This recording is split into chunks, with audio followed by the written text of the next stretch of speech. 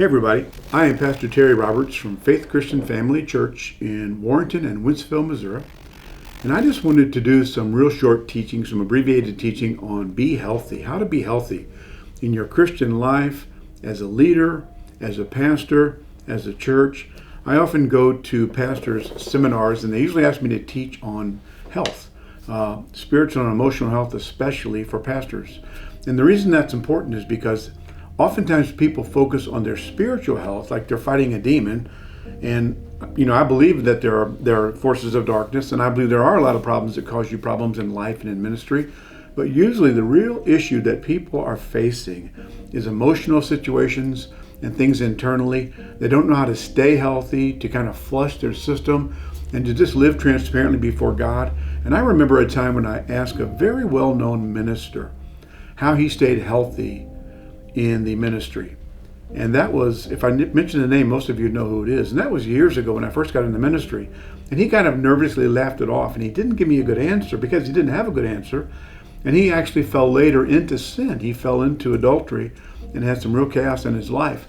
And I discovered then, along with just adding my years of experience in ministry to that most of the time when people leave a marriage or when they leave a church, when it's outside the will of God, or when they just make an abrupt decision, it's usually because they're not healthy on the inside. They're not spending the time and doing the necessary things to keep their heart healthy.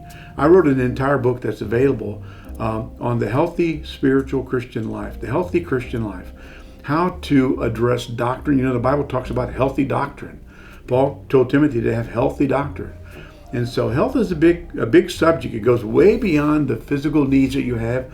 It goes way beyond your physical body. It has to do with your inside and your outside, that your spirit, your soul, and your body would prosper and be in health. And so when I talk to leaders, oftentimes I just address things that are maybe obvious, but they're not spoken. Paul said this to the Ephesian elders in Acts chapter 20. He said, "So guard yourselves and God's people. Feed and shepherd God's flock, his church, purchased with his own blood, over which the Holy Spirit has appointed you as leaders." Another translation says, "Take heed to yourselves and to the flock." In other words, you have to take care of yourself in order to take care of other people. If you're a discipler, if you're a leader, if you're a small group leader, if you're a pastor, you have to address the needs that you have. It's kind of like when you're flying and the stewardess says, in the event of an emergency, an oxygen mask is going to come down from the ceiling, put yours on first. Well, that seems kind of selfish, except if you're traveling with someone and you don't put yours on first, you may pass out before you can help them. And that's what I find a lot of spiritual leaders are doing. They're passing out before they get a chance to help other people. They're just pushing themselves to the nth degree, and they're not spending the time, like Paul said to do, to take heed to or watch over yourselves. Guard yourself. Guard your heart. Do the basic things that you need to do to keep you on track.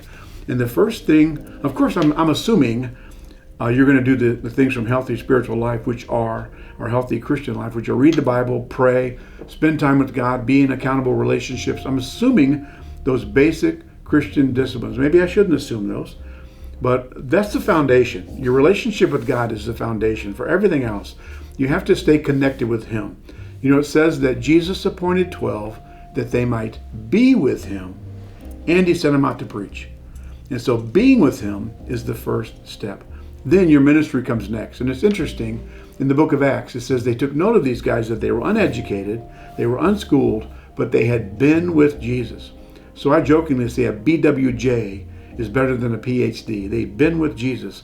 So your relationship with God is the most important thing. I wasn't called first to be a pastor. I was called to be a Christian, to be a lamb. I'm a sheep before I'm a shepherd. So that's our first step. I just bless you guys, and I just thank you so much for listening.